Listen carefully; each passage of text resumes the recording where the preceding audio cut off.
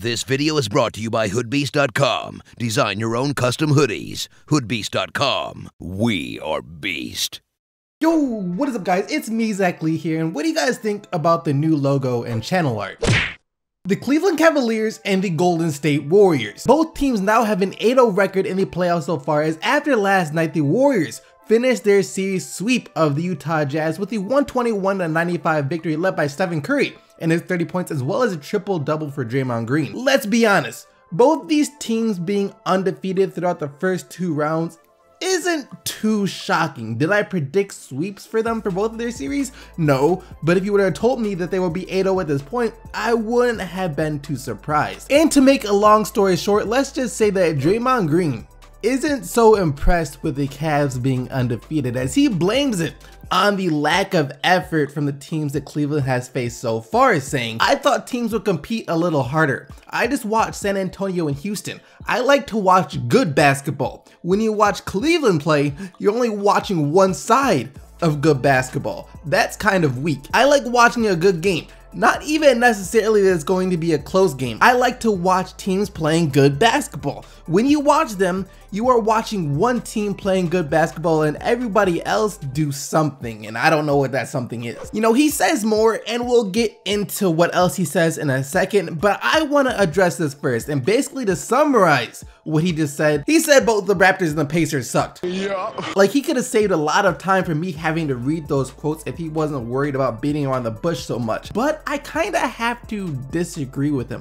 Well, when it comes to Indy, at least, I wouldn't say that Indiana was playing bad basketball. Looking back at those games, they gave Cleveland a fight in just about all four of them. So much so that if Indy got one or two more of those 50-50 balls, that they could have stolen a game or two in that series. So I don't think I would say that they weren't playing good basketball. For Toronto though, I guess you could kind of make the argument that they weren't playing even as good as Indy. You know, they kind of rolled over, especially when Kyle Lowry went down with that ankle injury. But that being said, if you just look at the average point differential between the two teams so far in the playoffs, the Cavs have beaten their opponents by an average of 8.3 points per game, while the Warriors have beaten their opponents by an average of 13.7 points. Judging off that alone, you would think that the Warriors have had the easiest time in the playoffs. And Green was asked if that meant that their opponents weren't playing good basketball either.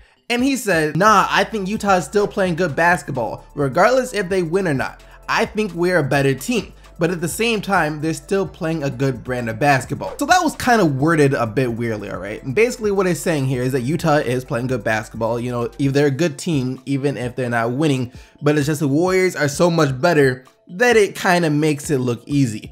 And as cocky, or whatever you want to call it, as that might seem, he's telling the truth. I mean, this is nothing that any of us didn't know coming into the season. Like, do you remember before the season even started how basically everyone was saying that this was about to be the most boring NBA season ever, because we all knew that it was most likely going to be a Cavs vs Warriors final matchup for the third straight year. You know, people saying that there's no point of watching stuff like that. And then once the season started, it turned out to be one of the most entertaining regular seasons that we've ever seen, with Harden and Westbrook both having historic years. You know, the Cousins trade, the Miami Heat almost Cinderella story, the emergence of Isaiah Thomas. You know, there was just a lot of stuff going on in the regular season that distracted us from what the end result was most likely going to be.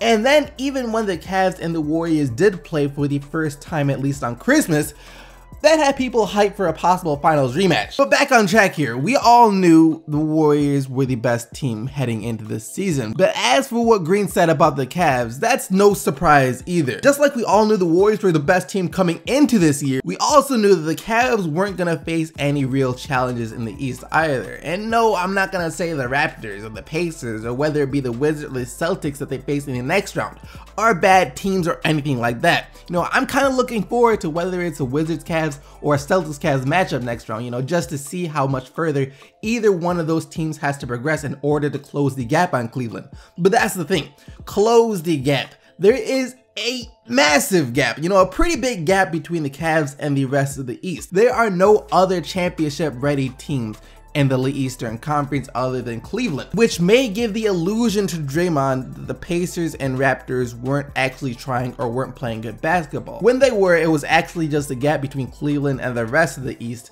that made it seem like they weren't. One of the last times there wasn't a gap in the East was back when the Celtics still had their core of Rondo, KG, Pierce, and Allen, as they were seen as the only team that could stand up to and possibly stop LeBron in the East.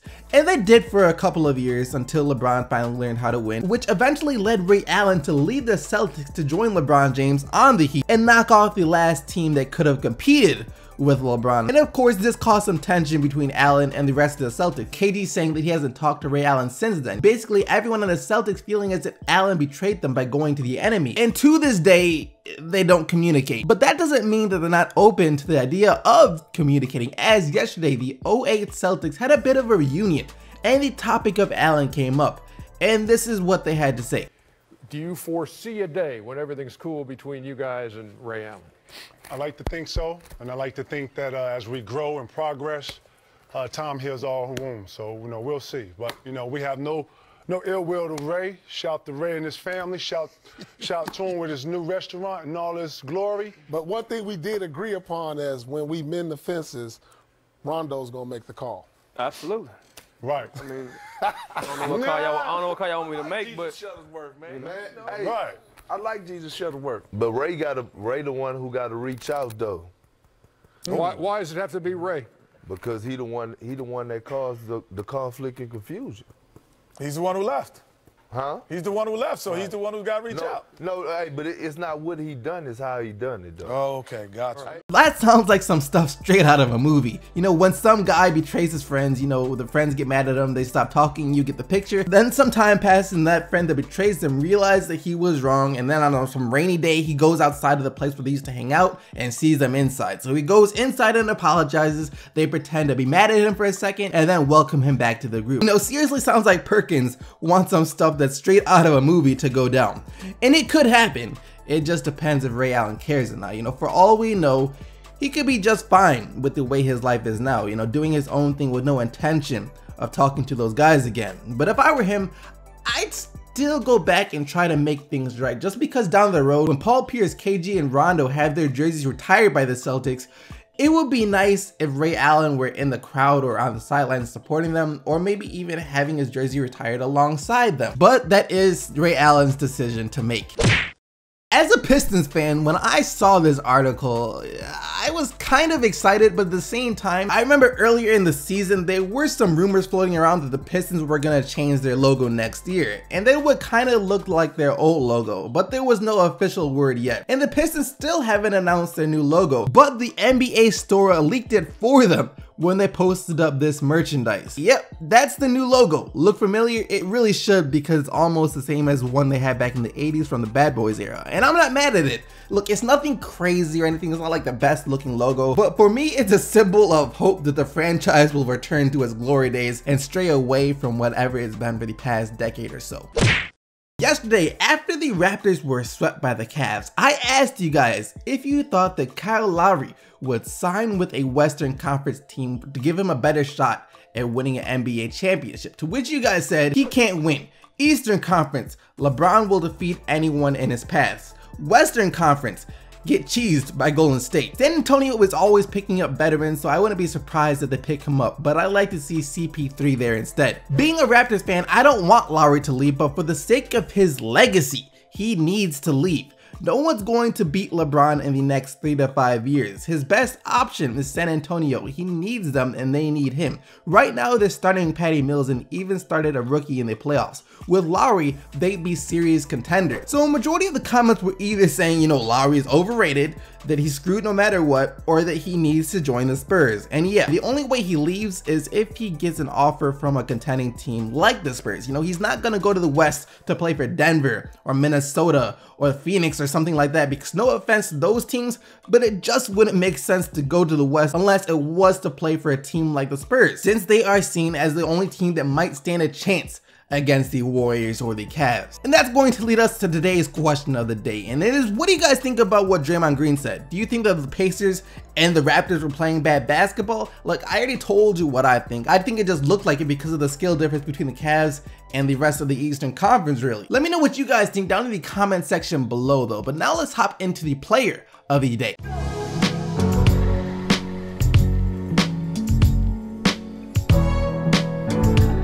And yesterday, you guys paid respect to Patrick Beverley by giving him the player of the day with his 10 points and 6 assists since his grandfather died. And here are today's nominees. Which Warrior was better, Stephen Curry and his 30 points, 7 assists, and 5 rebounds, or Draymond Green and his 17 points, 11 assists, and 10 rebounds? You guys can go play which Warrior was better by following the straw poll link down in the description box below. But other than that, thank you once again for watching the video. Hope you guys enjoyed it. If you did, don't forget to leave a like on it and subscribe to stay up to date with everything that's going on in the NBA. And until tomorrow, keep getting the Bucks, Team STC, and I'm out of here. Peace!